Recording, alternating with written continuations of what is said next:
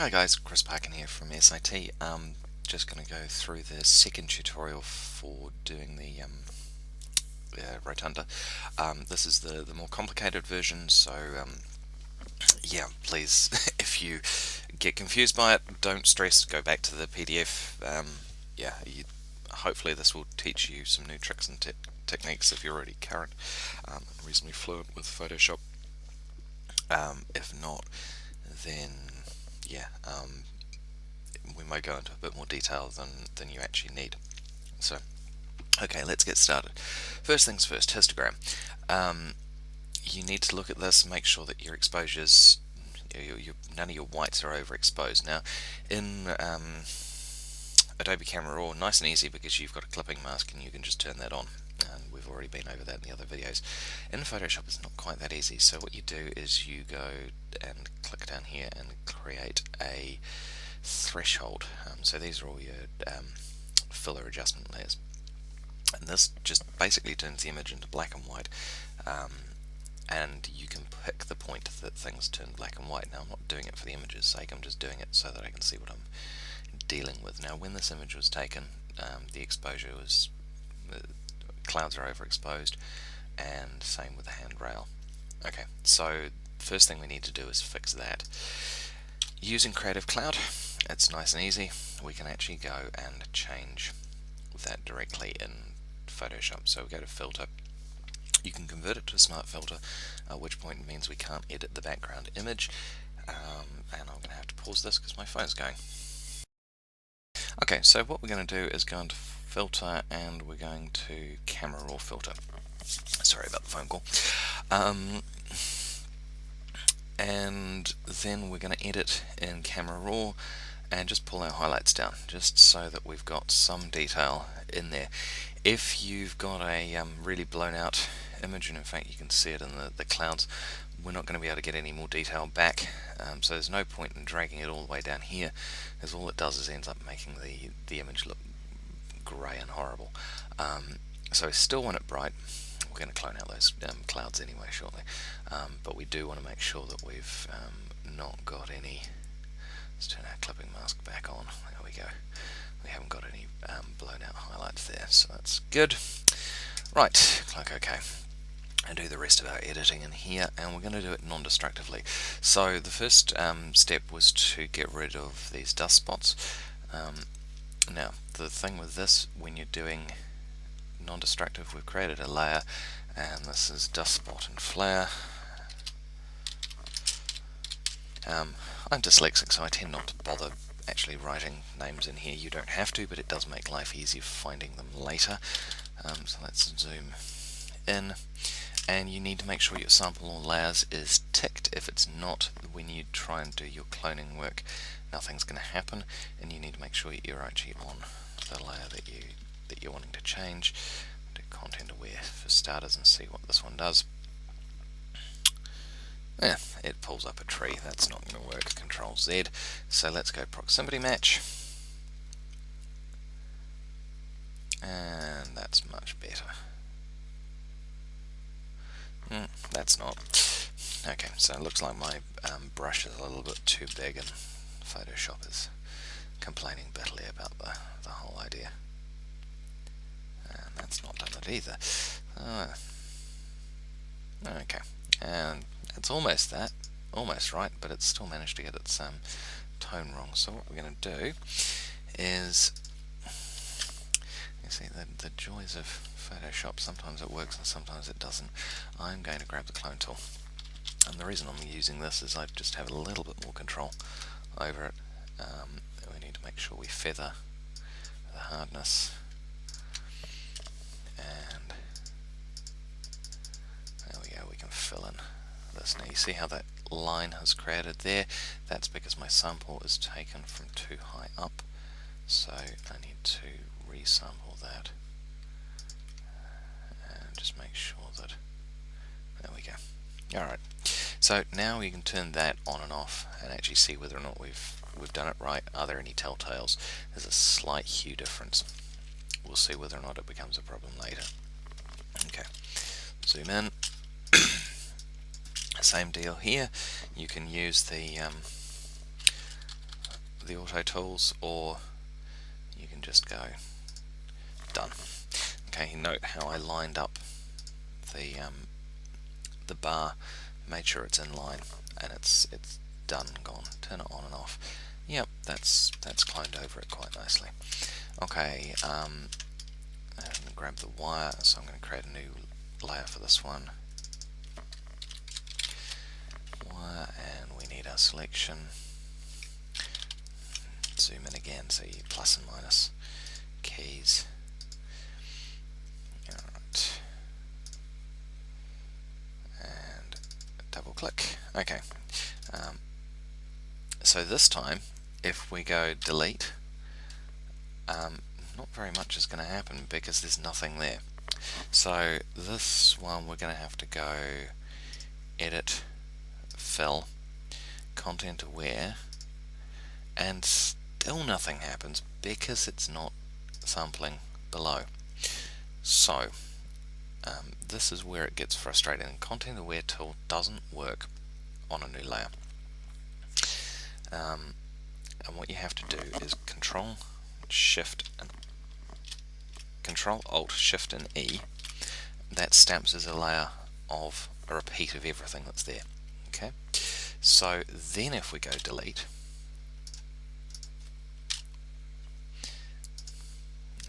it's still not going to behave itself for me. Okay, let's go edit and fill, content aware, and this time it should work. Not quite. What did that do? Okay, let's try and deselect. Unfortunately, the Photoshop is not always as intelligent as it should be.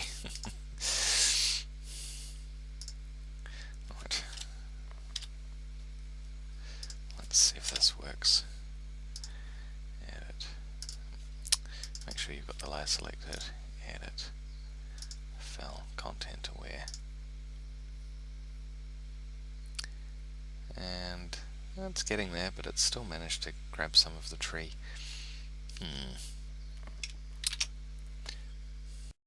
Right, what I shouldn't have done was had that anything selected when I made that duplication. So let's do that again. And the reason that you didn't want anything selected when you did that duplicate is because the Photoshop didn't actually bother pasting the wire in. And of course it wasn't replacing anything, so it was getting very confused as to what it should be actually doing. So let's try this.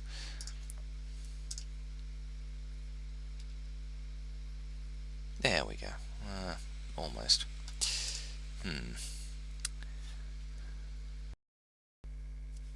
Okay, so I had one of those days with content aware fill. It was not going to work. I'll try it again and just see if it behaves itself this time. Give you an example of what it's... Okay, so it's doing something really weird and bizarre. So there's not much I can do about that. If it's going to try and be smart and it's just being stupid, there's very little you can do. So I'll show you a new way of another way of doing it. It's not quite as effective, but it's you've got more control over it. So we've got a background copy, we've got our duplicate. So what I'm going to do is layer mask, and I'm going to reveal the selection. Unclip the link between the mask and the background and the image, and then I'm going to move the image slightly. Now it's possibly kind of weird to see. So this mask is, if I disable it, is hiding everything except that thin line where the wire should be. So if I go enable, you can now see it's shifted back, and basically all you can see of that double up is a tiny bit of cloning here, and that's it. It's almost only thing. There's also a small dot where that edge has been replicated. So because I've created that issue, again need to go back and clone it, but it is really a quick, simple cloning job. There we go. And in fact, if I want to get rid of the that second bump as well, it's That's easy enough to do. Line it up and click. There we go. Done. So that's what you would use before the content aware fill tool worked. The advantage is you've got that level of control. If the computer decides that it's just going to not behave itself, then you have the advantage of being able to do that. Okay, so what next? Remove the dust spot, remove the wire. Oh yeah, right. We've removed the dust spot and the wire. Big hint with this one.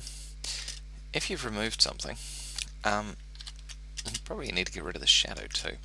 So this one should be a fairly easy job. Let's see, we'll go back to background. Let's see whether or not our heal tool actually works on that shadow on its own. Definitely not. Control Z. Content aware.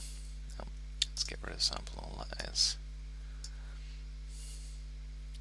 And that's much better. Okay, so that worked quite nicely. So yeah, whenever you get rid of an object in the thing, make sure you get rid of its shadow. If you're putting an object in and it needs a shadow, make sure you put that in. We'll cover that when we get up to later papers. But let's see. I was trying to get rid of this greenery here, and sometimes it does it in one go, sometimes it doesn't. Oh, that's not bad. It just cleans up the edge of the image and makes it a little bit more attractive. So we're going to be getting rid of this greenery, and let's see. Okay, layer, and we'll just see how the content aware fill tool actually works. Now I haven't got sampled all layers ticked, so I need to tick that, otherwise it'll be putting the new version onto this layer, but it will be sitting there. It's definitely not going to work. It's going to sample parts of the rotunda and all sorts. So what we're going to do is grab our clone tool and make our brush nice and big. Don't want it too large, don't want it too small. That's one of those balancing acts. Change the hardness. Alt changes where you sample from, and we want to make sure our flow rate's fairly high at the moment because we're going to be covering lots of stuff we only want to go over in one pass. If you do multiple passes, you tend to end up with clone marks much more frequently. Okay, now this time I can be a little bit more rough and ready with my cloning, and the reason for this is, remember we're doing this on a new layer. Still don't want the rotunda in there though. I need to change my sample point so it doesn't grab the rotunda.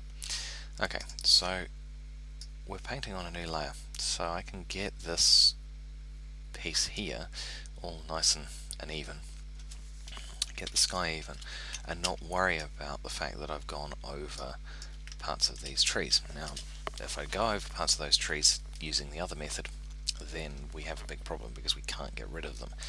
Because we've done it on a new layer, we can then go and create a selection, and in this case we're going to select, use the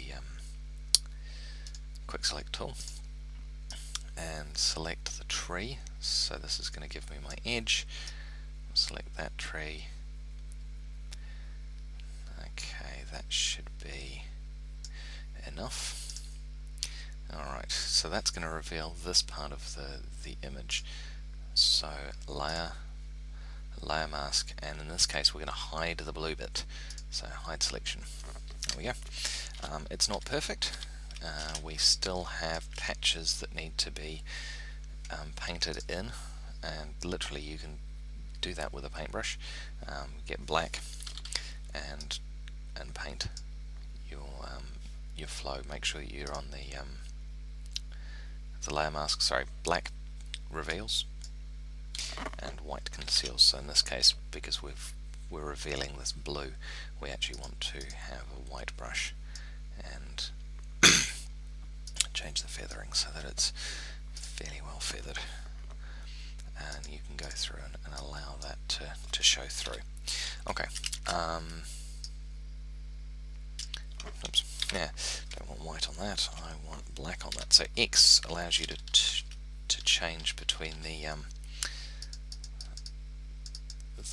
these two, the front and back colours quite quickly, which is quite a nice little trick. So we can go through and paint in those areas and the top of this tree that currently looks like it's covered by fog.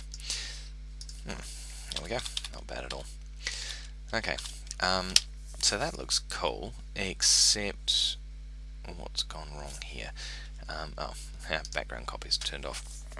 So now we've got that covered up, and we've got a much smoother sky this time, rather than messing around with the other bits.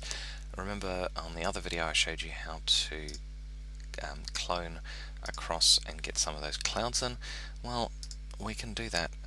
There aren't any clouds in that version that we really want, so that's okay. Make sure you've got the layer selected, and you want lighten, clone tool, and we're going to sample this, and I've done it right. We'll just end up with a couple of nice puffy clouds in there, and we've got the edge of that tree line that we need to get rid of, so we'll shrink our clone tool and just clone over the edge. And there we go. Get rid of that one. Those two clouds are a little bit too similar for my taste, so just this time we need to change back to our normal brush and clone back over it.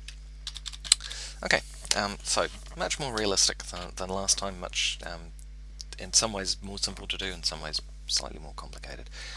The next thing we need to do is to darken the sky down. So we're going to use a different, we still need to make our selection.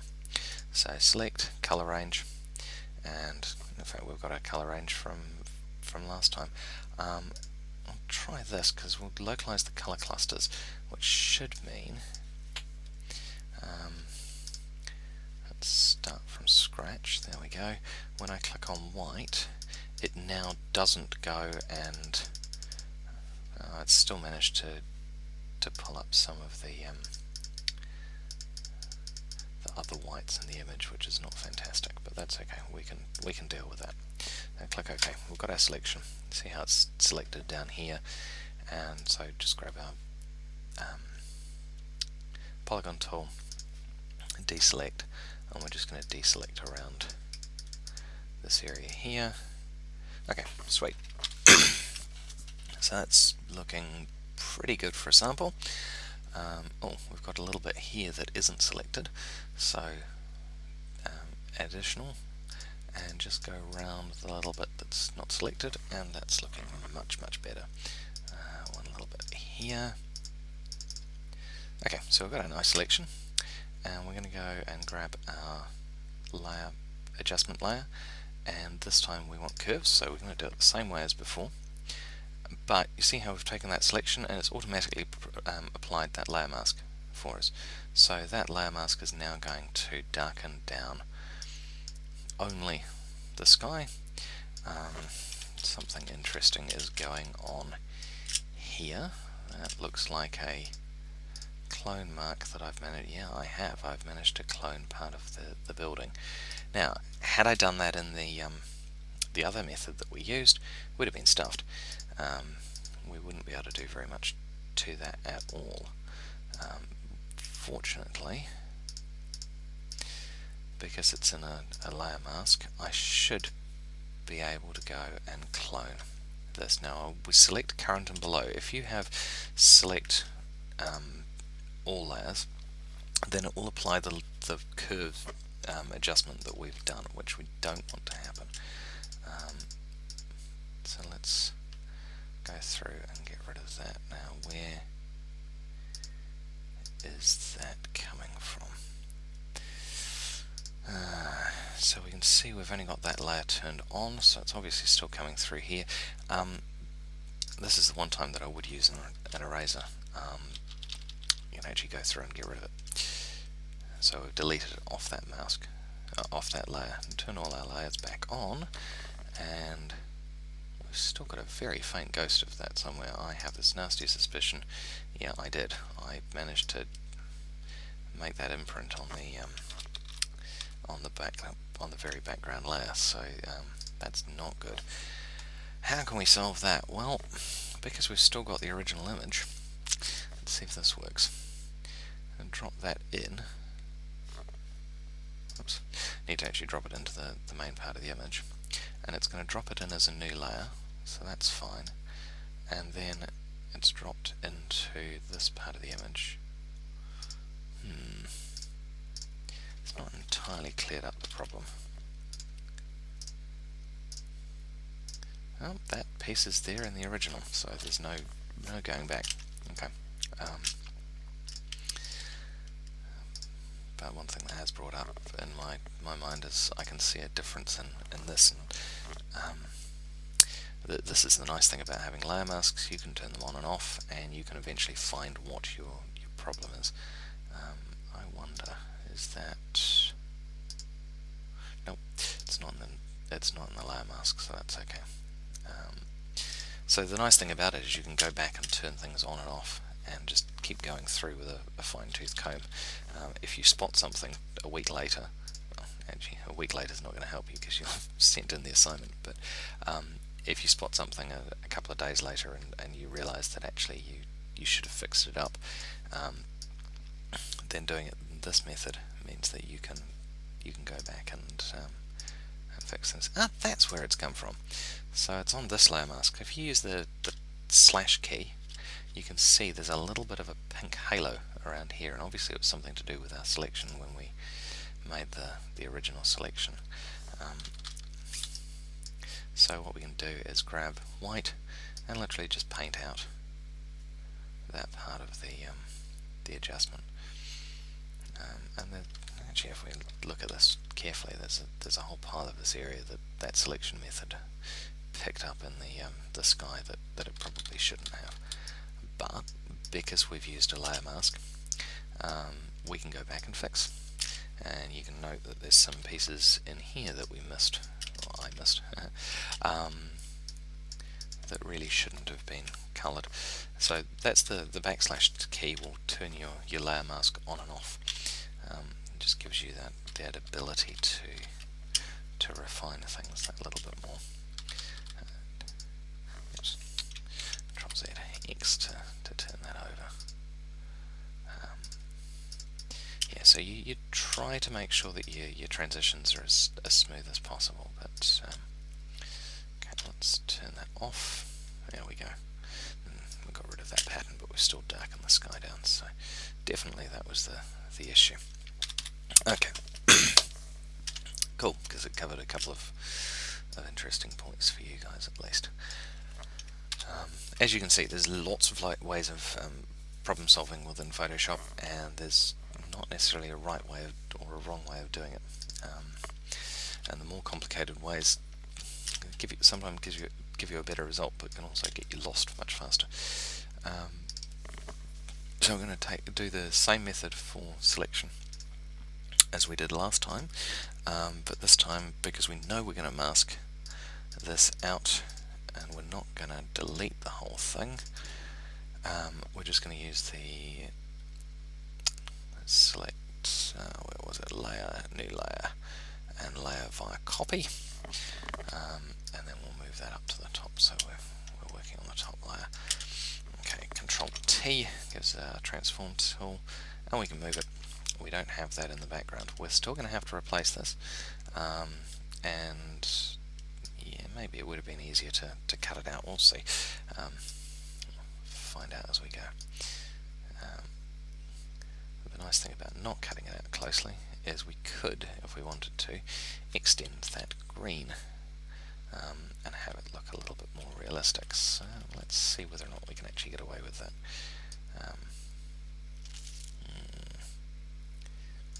Don't know, not convinced. No. Let's go back and do it how we're supposed to. Just because otherwise we're going to create ourselves other problems later on. So we're still going to go through and crop with a fairly tight crop. This time I'm not using the 10 feather, I'm just going to use a 3 because I do want as closer extraction as I can, because we're still going to have to go back and clone over the different pieces of the building, and the less that I have to put back in, the better as far as I'm concerned. There we go. Alright, so layer, new layer via cut. Okay. Control T, flip, horizontal, there we go. And we need to position it and get it in place. Alright. So we've got a few things that we'll need to deal with in this. We've got lots of masking and bits and pieces to do, but we already know how to use layer masks, so that's going to make our lives a little bit easier. Layer mask, and this time we're just going to start with a reveal all. No, I'll start with a hide all and show you how we can do it. So which pieces are we going to have to still keep? Nope, I'm going to change my mind. So, oh damn, I've already put the layer mask in. That's alright, I did that deliberately.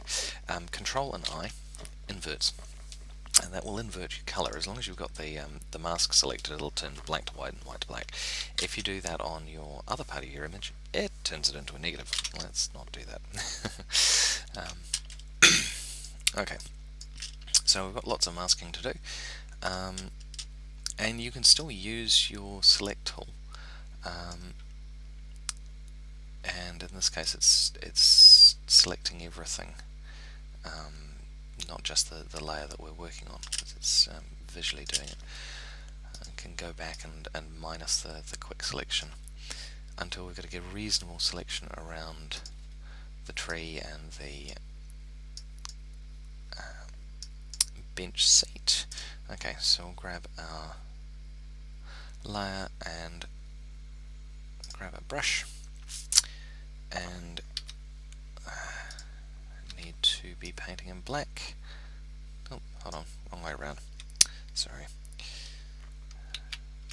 So we're not going to be painting in black. We actually want to be painting in black, but on the rest of that image. So we've currently selected these trees quite nicely, and you can go select and inverse the selection.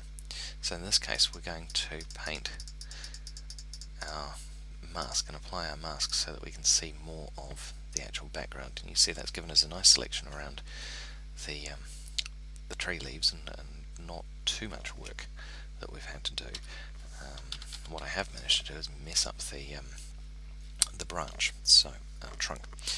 Control D, and again we're going to use that selection tool and make sure we've got the layer selected, and this time this is the area that we're going to want to reveal. You remember how in the other video I had to do a whole pile of very fine masking very fine brushwork to get this done.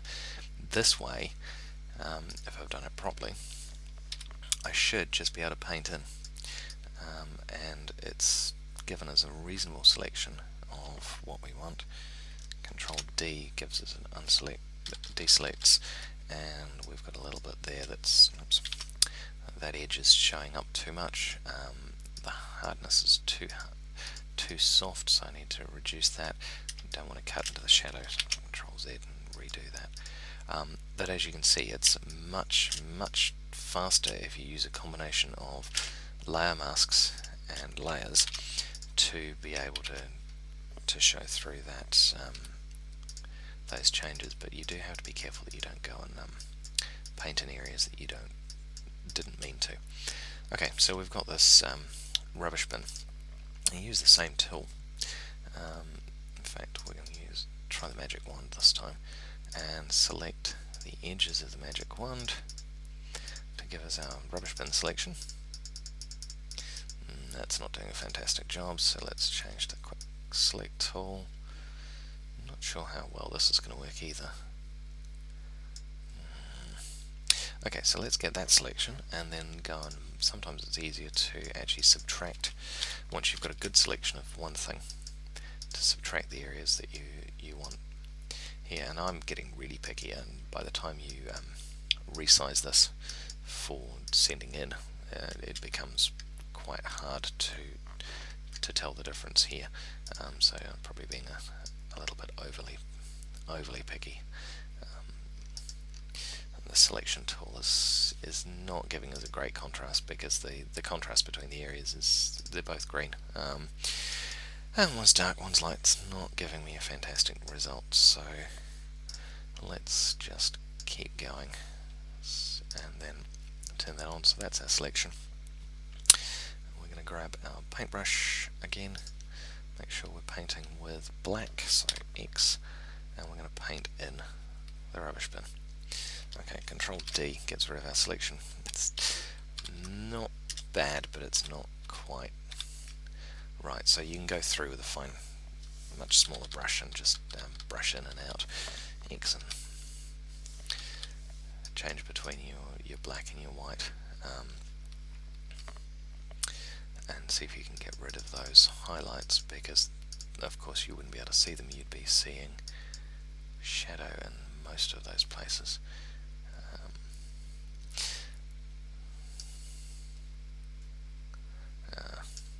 I've been a little bit too rough there, so I need to go and paint them back in. Anyway, right, gives you a much better idea of what you can do, and you can see the result is quite a bit better. You still need to go through and be careful that you've not missed pieces like this.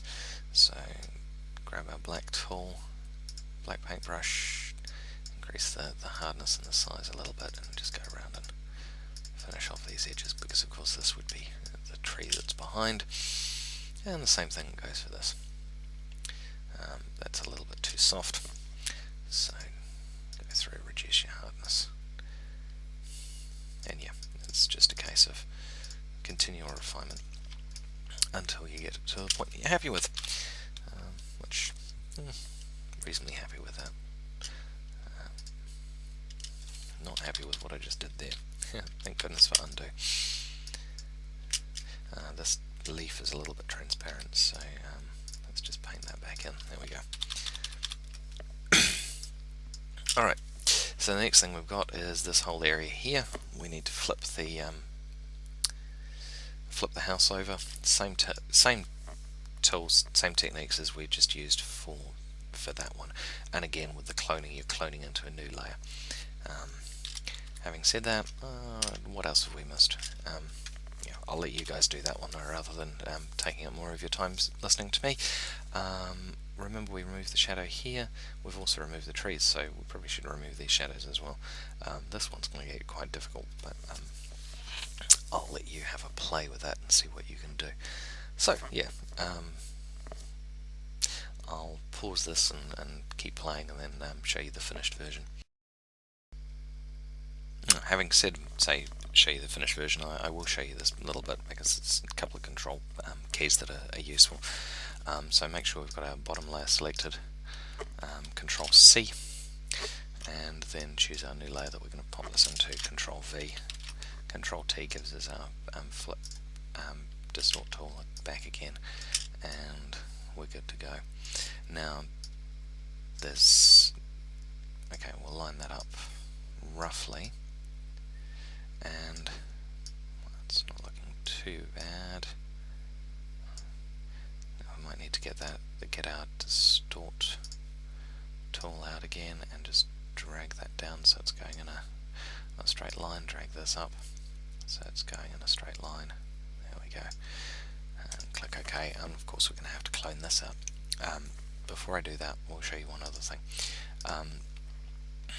The layer order is quite useful and quite important. If we hide this layer and we're busy doing our cloning of our trees and stuff, so grab our clone tool and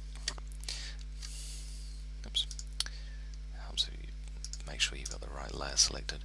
We're going to clone our trees down here. Now, because we're going to, flow rate's too low, so if you ever see that ghosting, you know why. I'm going to grab some of these trees that we've already got and bring them in. The nice thing about having our layers like we've got is we can get these trees right down below. I'm just going to do this really roughly so that I don't take up too much time. Right down below the level of the house, and we turn the house back on, and then we can mask out that edge so we actually end up with it looking real. I've just made an absolute pig's ear of that, so let's turn that layer off and delete. Add it back in, we can do it again. And that's the really nice thing about this, working non-destructively. If you do make a mess of something, then you can go back and have another go at it.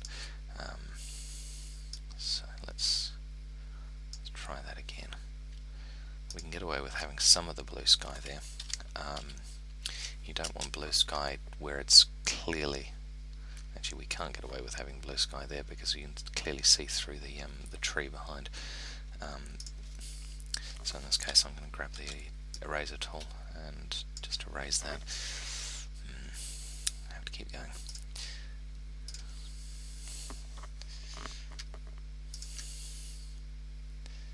Let's continue that fence line across.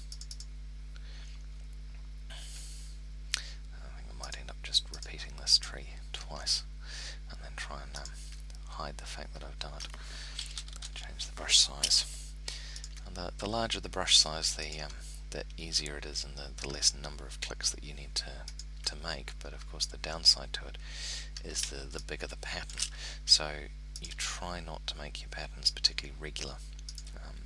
And the less regular you can, the more irregular you can make the sampling, the more the human eye tends to not see the copy. I can really see that I've copied that,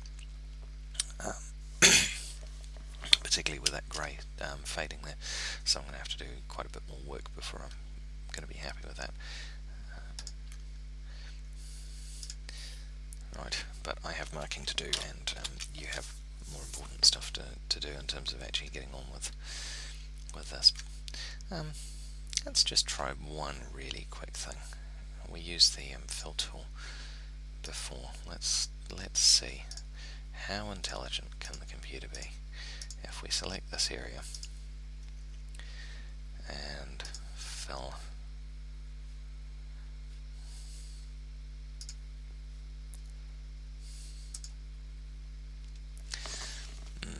Really, really stupid. But hey, it was worth a try. It's obviously not going to work. So Control Z and undo. Yep. So get that clone tool back out and just keep masking away and try and get your levels lined up. Actually, that is going to be something that's going to be useful. You can see how if I carry this one across, never mind about the repeating leaf pattern because I can get rid of that later, but you see how this line here is not going to meet up with the other one. Let's just do that. Okay, so you see how it's not met up? So if we've got this in a new layer, we should be right, because Control T and then warp should allow me to pick up and move that line and just keep playing with it until you can get it to line up. Obviously I need to now lift the other end and try and get rid of bows and warps and stuff, but that can be quite a useful option. If I undo that one, Control T, the other option was distort, and that allows me to pick up the whole end.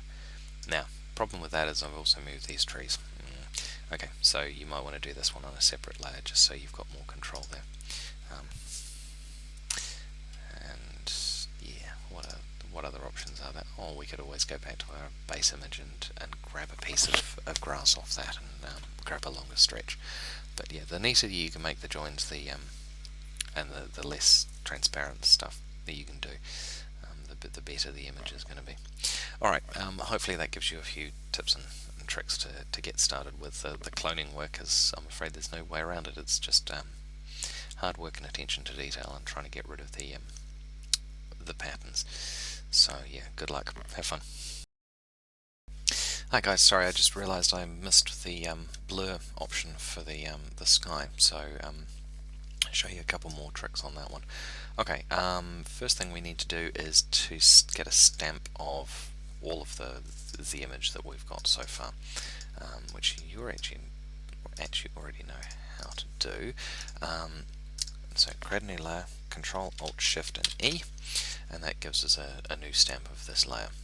Now the next thing we're going to have to do is grab this selection, the mask, and we're going to drag it. So you hold down Alt and drag up. So that gives us our selection of the sky. Okay, so we're sweet there. Then going to have to apply the selection, and the reason that we do that is, let me show you. Put in a new layer and just fill it with black actually. Right, so we've got our new layer and filled with totally with black. This we must have something sitting. Oops, that was bad. I didn't put in a new layer, did I? There we go, fill that whole layer with black. So now we can see that we've just got the sky selected. We shouldn't have any of the greenery selected. There is a little bit. And the reason that's bad is when we blur it, if we've got any green there, it's actually going to blur that green into the sky. So let's go back, Control Z, and oops, step forward too far. File, edit, step forward one. There we go. And we've now got our layer mask again. So I'm just going to fix up a couple of bits of the layer mask to get rid of the greenery. And this time it can be a little bit more rough and ready than we have in the past, because of the fact that we're going to blur it and layer mask it again. But we don't want any of that coloured area there, so we're going to go Refine Mask, shift the edge out a little bit, and that should stop, when we go and apply the mask, it should stop any of that horrible colour leach from the blur. So let's try that. Filter, blur, Gaussian blur, and there we go. So it's going to blur that sky out quite nicely, and this time hopefully not cause any of, there we go, we haven't got any of that colour leach that we dealt with last time, which is quite nice really. Personally, you don't need that blur, but anyway, the task asked for it, so we've put it in. Yeah, if I was actually doing it aesthetically, I wouldn't be worrying about that blur unless I was trying to fake a shallow depth of field, at which point most of this background would have a blur on it as well. Now I mentioned we can put the layer mask back in. In this case we actually don't need to. I'm quite happy with the way that that's mastered across relatively well. Obviously, you notice still haven't bothered cloning that out, but I decided I really better get on with marking rather than keeping mucking this around. Okay, alright, cool. Remember, sing out, ask your tutor if you get stuck with anything, and yeah, hopefully the videos have been some help for you. Cool, catch you later.